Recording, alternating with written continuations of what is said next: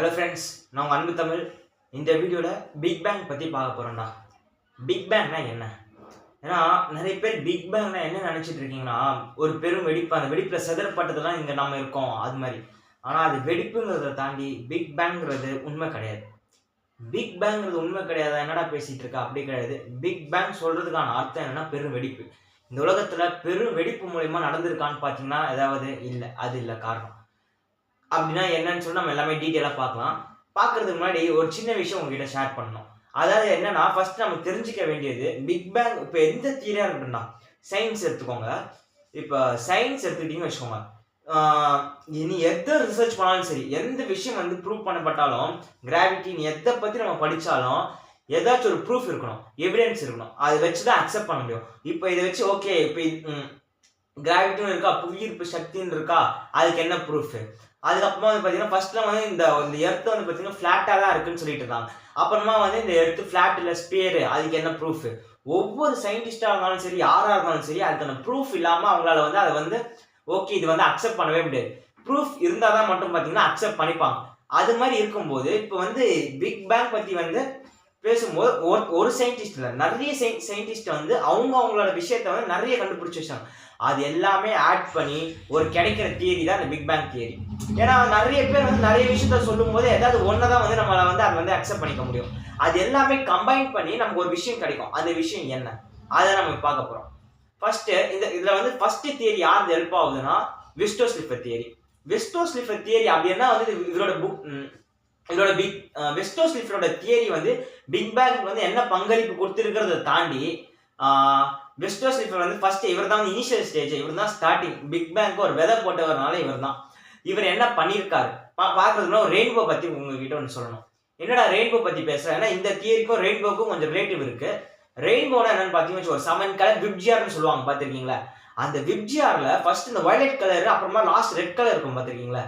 இந்த வயலட் கலருக்கு வந்து பார்த்தீங்கன்னா வேவ் லென்த் கம்மியாக இருக்கும், ரெட் கலருக்கு வேவ் லென்த் அதிகமாக இருக்கும். மோஸ்ட்டாக வந்து பார்த்தீங்கன்னா நிறைய இடத்துல டிராஃபிக் லைட்ஸாக இருக்கட்டும், அதுக்கப்புறமா நிறைய இடத்த யோசிப்பாங்க. டிராஃபிக் லைட்ஸு, லேசர் லைட்டு, அதுக்கப்புறமா டிராஃபிக் லைட், லேசர் லைட்டு, இன்னொன்று ஏதோ ஒன்று ஆம்புலன்ஸ். அந்த ஆம்புலன்ஸ் மேலே வந்து பார்த்தீங்கன்னா ஒரு கியாமியாக ஒரு சவுண்டு கொடுத்துக்கிட்டே ஒரு இது இருக்கும், பார்த்துருக்கீங்களா? ரெட் கலரில் எரியுமே. அது எல்லாமே ரெட் கலர் இருக்கிறதுக்கான காரணம் என்னன்னா, தூரமாக ஒரு பொருள் வந்துச்சுன்னா நம்ம கண்ணுக்கு தெரியணும். அதுக்காக வந்து பார்த்தீங்கன்னா அது மாதிரி வேவ் லென்த் அதிகமாக இருக்கிறதுக்காக ரெட் கலர் கொடுத்துருப்பாங்க. இதே மாதிரியே இதுக்கு ஆப்போசிட்டாக ரொம்ப கம்மியாக வேவ் லென்த் இருக்கிறது வந்து பார்த்தீங்கன்னா வயலட் கலர் தான். இப்போது இதை மட்டும் நீங்கள் தெரிஞ்சுக்கோ. ஏன்னா இதை பற்றி இன்னும் டீப்பாக பேசி குழம்பிடுவீங்க. தூரமாக ஒரு பொருளுக்கு வந்து வெளிச்சம் தெரியணுமா, ரெட் கலர் யூஸ் பண்ணுறாங்க. கிட்டே இருந்து ஒரு பொருள் வெளிச்சம் தெரியுமா, ஒயிட் கலர் யூஸ் பண்ணுறாங்க. வேணா இந்த இன்னொரு விஷயம் சொல்லாது உங்களால் புரிஞ்சுக்க முடியுதான்னு பாருங்க. பர்டிகுலர் வேவ்ல, அதாவது 1 மீட்டர் இருக்குன்னு வச்சுக்கோங்க, 1 மீட்டர்ல வேவ் நம்பர்ஸ் வந்து அதிகமா இருந்துச்சுன்னா அது white colour. Particular wave number கம்மியா இருந்துச்சுன்னா ரெட் கலர். ஏன்னா வேவ் நம்பர் கம்மியா இருக்கும்போது ஃப்ரீக்வன்சி கம்மியா இருக்கும். இதே வேவ் நம்பர்ஸ் அதிகமா இருக்கும், ஃப்ரீக்வன்சி அதிகமா இருக்கும். ஃப்ரீக்வன்சி அதிகமா இருக்கிற இடத்துல வேவ் நம்பர் அதிகமா இருக்குன்னா ஏதோ ஒன்று வந்து நம்மளை நோக்கி வருது. ஆனா அதுக்கான வேவ் லென்த் வந்து பார்த்தீங்கன்னா கம்மியா இருக்கும். ஃப்ரீக்வன்சி வந்து கம்மியா இருக்க வேண்டிய இடத்துல வேவ் நம்பர் கம்மியா இருக்குன்னா அதுக்கான வேவ் லென்த் அதிகமா இருக்கு. அந்த இடத்துல வந்து பார்த்தீங்கன்னா ஏதோ ஒரு பொருள் நம்மளை விட்டு விலகி போகுது, அது ரெட் கலர். புரியுதுங்களா? முடிஞ்சா ஒரு வாட்டி 2 வாட்டி வந்து வீடியோ வந்து பேக் கொடுத்துட்டு பாருங்க. இப்போ வந்து இப்போ நான் சொன்னேன் பார்த்தீங்களா, இதே கான்செப்ட் தான் வந்து பார்த்தீங்கன்னா விஸ்டோ ஸ்லிஃபர் தியரிக்கு ஹெல்ப் ஆயிருக்கு. விஸ்டோ ஸ்லிஃபர் வந்து பார்த்தீங்கன்னா 1912 வந்து பார்த்தீங்கன்னா நிறைய நெபுலா வந்து கண்டுபிடிக்கிறாரு. அந்த நெபுலாக்கெல்லாம் வந்து பார்த்தீங்கன்னா கிட்டத்தட்ட ஃபர்ஸ்ட் ஒரு நெபுலா கண்டுபிடிக்கிறார். அந்த நெபுலாக்கு வந்து பார்த்தீங்கன்னா ஆண்ட்ரோமைட் கேலக்சின்னு சொல்லிட்டு பேர் வைக்கிறாங்க. அந்த ஆண்ட்ரோமைட் கேலக்சி நெபுலா என்ன ஆகுதுன்னா, கிட்டத்தட்ட ஒரு 4 லட்சம் கிலோமீட்டர் ஸ்பீட் ஹவர்ல வந்து பார்த்தீங்கன்னா நம்ம எர்த்து மேலே விழுற மாதிரி இருக்கு.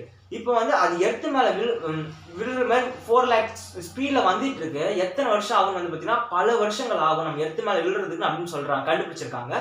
இப்போ இது மாதிரி இருக்கும்போது கிட்டத்தட்ட ஒரு 25 நெபுலா கண்டுபிடிச்சிட்டாரு. 25 நெபுலா கண்டுபிடிக்கும் போது ஃபர்ஸ்ட் நெபுலா மட்டும் பார்த்தீங்கன்னா ப்ளூ கலர்ல இருக்கு. பேலன்ஸ் எல்லாமே பார்த்தீங்கன்னா ரெட் கலர் இருக்கு. இது என்ன ப்ளூ ரெட், அதாவது வந்து பார்த்தீங்கன்னா ப்ளூ கலருக்கு ப்ளூ ஷிஃப்ட்னு பேர் வச்சுட்டாங்க, ரெட் கலருக்கு ரெட் ஷிஃப்ட்னு பேர் வச்சுட்டாங்க. இது மாதிரி எவ்வளோ நெபுலா கண்டுபிடிச்சாங்களோ அத்தனைக்கும் வந்து இந்த பேரை வச்சுட்டு இதுல வந்து என்ன சொல்ல வர்றாருன்னா, இது மாதிரி ரெட் கலர் இருக்கு பார்த்தீங்களா, ரெட் ஷிஃப்ட்னு பேர் வச்சது எல்லாமே வந்து பார்த்தீங்கன்னா நம்மளை விட்டு விலகி போயிட்டு இருக்கு.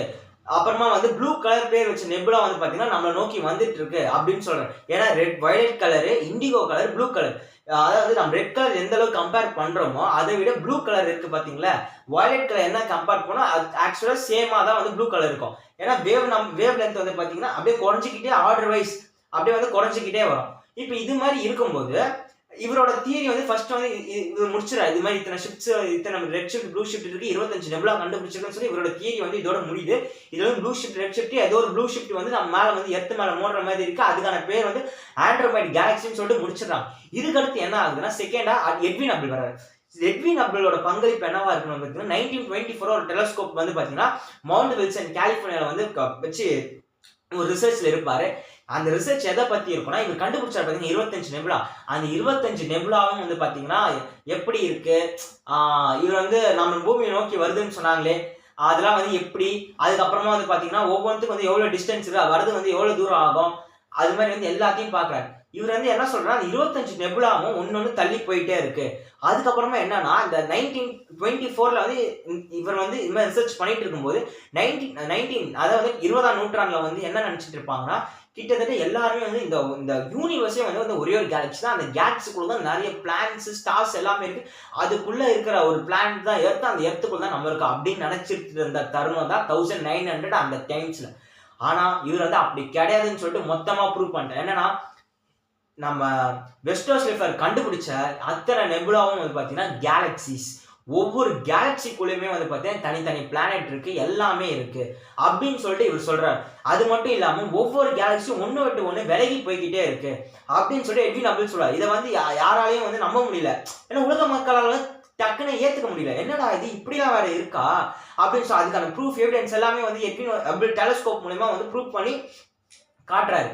இதுக்கு அடுத்து என்ன ஆகுதுன்னா ஓகே அப்புறமா வந்து மக்களுக்கு எல்லாமே புரிய வருது. ஏன்னா இந்த உலகம் வந்து நிறைய பேர் நினைச்சு பஞ்ச் ஆஃப் ஸ்டார்ஸ் சேர்ந்து தான் வந்து இந்த யூனிவர்ஸ் ஃபுல்லா பஞ்ச் ஆஃப் ஸ்டார்ஸ் இருக்கு அப்படின்னு. ஆனா பஞ்ச் ஆஃப் கேலக்சிஸ் எல்லாம் சேர்ந்து ஒவ்வொரு கேலக்சி நம்ம இங்க ஒண்ணு இருக்கோம்னா இதே மாதிரி இப்ப நம்ம இங்க ஒருத்தர் நான் பேசிட்டு இருக்கேன்னா இதே மாதிரி வேற ஒருத்தர் யூனிவர்ஸ்ல இன்னொருத்தன் அவங்க என்ன வேணா பண்ணிட்டு இருக்காங்க, நான் உங்ககிட்ட பேசிட்டு இருக்கேன், நீ என்கிட்ட பேசிட்டு இருப்ப, அப்படி கூட வந்து நடந்துட்டு இருக்கலாம், மாத்தி நடந்துட்டு இருக்கலாம். இது மாதிரி வந்து பாத்தீங்கன்னா ஒவ்வொரு யூனிவர்ஸ், ஏன்னா வந்து இந்த குவாண்டம் படிச்சிருப்பீங்கன்னு நினைக்கிறேன். இங்க ஒரு விஷயம் என்ன நடக்கும் அது ஆப்போசிட்டா அங்க நடக்கும். இப்போ நீங்க என்ன பார்த்து பேசிட்டு இருக்கீங்கன்னா நான் வந்து நீங்க பேசுற வீடியோ வந்து பாக்குற மாதிரி இருக்கலாம். இது மாதிரி ஆப்போசிட்டா வந்து நடக்கிறது அந்த குவாண்டம். இப்போ இதே மாதிரி வந்து ஒவ்வொரு யூனிவர்ஸ் வந்து வேற விதமா நடந்துட்டு இருக்கலாம்டா. இவரோட தியரி வந்து இதோட முடியுது. இதுக்கப்புறமா என்ன ஆகுதுன்னா இவர் தான் முக்கியமானவர், ஜார்ஜ் லெமெட்ரா. இவர் என்ன பண்றாருன்னா வெஸ்டோ ஸ்லிஃபர் தியரி வந்து இருக்கட்டும், எட்வின் ஹப்பிள் தியரி எடுத்தாரு பாத்தீங்களா, இவர் என்ன சொல்றாருன்னா பிக் பேங் வந்து ஒரு சின்ன சிங்குலாரிட்டியில இருந்து வருது. என்னன்னா ஆக்சுவலி எட்வின் ஹப்பிள் என்ன சொல்லியிருப்பாருன்னா ஒன்று விட்டு ஒன்று வந்து விலகி போயிட்டே இருக்கு கேலக்சிஸ் அப்படின்னு. அதுக்கு மாறா அது கிடையவே கிடையாதுடா, ஒன்று விட்டு ஒன்று விலகி போகவே இல்லை. அதாவது இந்த யூனிவர்ஸ் வந்து எக்ஸ்பேண்ட் ஆகிக்கிட்டே இருக்கு. அதாவது ஒரு கடுகு இருக்கு பாத்தீங்களா, அந்த கடுகை விட சின்னதா 1000 டைம் சின்னதா இருக்கு, ஒரு ஆட்டமை விட மில்லியன் சைஸ் சின்னதா இருக்கு. ஒரு சின்ன ஒரு சிங்குலாரிட்டியில இருந்து அந்த சிங்குலாரிட்டி எக்ஸ்பேண்ட் ஆகிட்டு ஈவனா எக்ஸ்பேண்ட் ஆகிடுது. ஆல் சைட்ஸ் வந்து ஈவனா எக்ஸ்பேண்ட் ஆகிட்டே இருக்கு. அந்த எக்ஸ்பேண்ட் ஆனதுல தான் இந்த நிறைய யூனிவர்ஸ்குள்ள இருக்க கேலக்சிஸ், அந்த கேலக்சிக்குள்ள இருக்க நிறைய ஸ்டார்ஸ், அதுக்குள்ள வந்து நம்ம இருக்கிறது அது எல்லாமே அப்படின்னு சொல்றேன். இதுக்கான ப்ரூஃபையும் வந்து அவர் ப்ரூவ் பண்றாரு. இதெல்லாம் வச்சுக்கிட்டு எட்வின் ஹப்பிளும் பாக்குறாரு. எட்வின் ஹப்பிளோட ரிசர்ச்சும் சரி, ஜார்ஜ் லெமெட்ரா ரிசர்ச்சும் சரி, அந்த சிங்குலாரிட்டி சொன்ன பாத்தீங்களா, அந்த சிங்குலாரிட்டிக்கான பேர் வந்து காஸ்மாலஜிக் எக்குன்னு சொல்லிட்டு வைக்கிறாரு நம்ம ஜார்ஜ் லெமெட்ரா. வச்சதுக்கு அப்புறமா வந்து அப்புறமா எனக்கு என்ன தெரிஞ்சதுன்னா இவர் இந்த மாதிரி விஷயம் சொல்லும்போது அந்த சிங்குலாரிட்டியோட டென்சிட்டி டெம்பரேச்சர் எவ்வளவு இருந்திருக்கும் கொஞ்சம் யோசிச்சு பாருங்க. அந்த சிங்குலாரிட்டிக்குள்ளதான் வந்து பாத்தீங்கன்னா இந்த உலகத்துல வந்து black hole, universe, stars, galaxies, dwarf planet, எவ்வளவு ஸ்பேஸ், டைம் எல்லாமே அந்த இந்த சின்ன ஒரு காஸ்மாலஜி எக் வந்து எக்ஸ்பேண்ட் ஆனதுல நியூட்ரான், புரோட்டான், எலக்ட்ரான்ஸ், அதுக்கப்புறம் இருக்கிற எலமெண்ட் என்னென்னோ எல்லாமே சின்ன ஒரு சிங்குலாரிட்டில இருந்து வரும்போது ரொம்ப எல்லாருமே ஆச்சரியமா பாக்குற மாதிரி இருக்குல்ல. இவர் இது மாதிரி வச்சதுக்கு அப்புறமா சரி எட்வின் ஹப்பிளும் சரி இன்னொருத்தர் ஜார்ஜ் லெமெட்ராவும் சரி ரெண்டு பேருமே வந்து இந்த தியரியை வந்து ஆல்பர்ட் ஐன்ஸ்டைன்கிட்ட சொல்லணும். ஆல்பர்ட் ஐன்ஸ்டைன் சொல்லும்போது அவர் உடனே அக்செப்ட் பண்ணி பார மாட்டார்.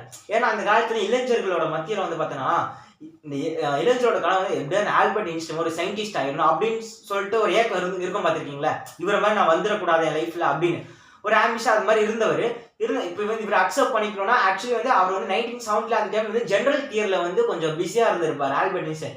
ஜென்ரல் தியரில் வந்து பார்த்தீங்கன்னா அதுக்கு வெளியிட்ட ஒரு ஃபார்முலாவில் காஸ்மாலஜிக்கல் கான்ஸ்டன்ட்னு சொல்லிட்டு ஒன்று இருக்கும்டா. அந்த இதெல்லாம் என்ன குழம்பு தான் தெரியல உங்களுக்கு. இன்னும் தெளிவாக சொன்னா காஸ்மாலஜிக்கல் கான்ஸ்டன்ட்னா என்னன்னா கிராவிட்டி, புவியீர்ப்பு சக்தி.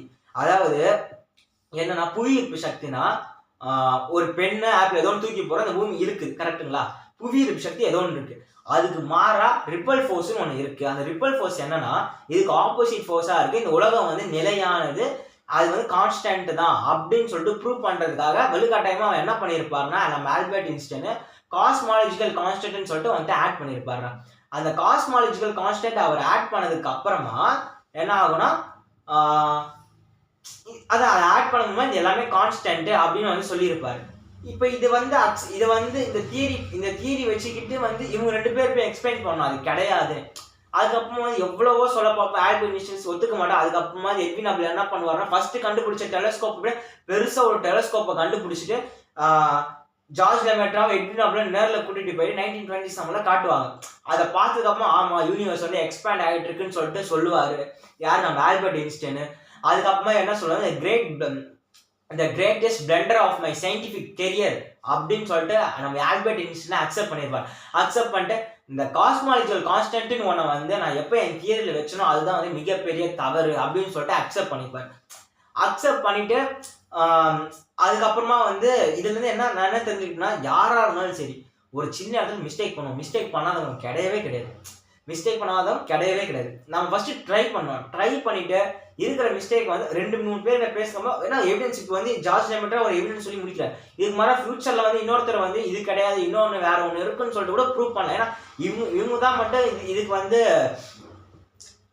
கான்ட்ரிபியூஷன் கொடுத்துருக்காங்கன்னா கிடையாது. இன்னும் நிறைய பேர் கொடுத்துருக்காங்க.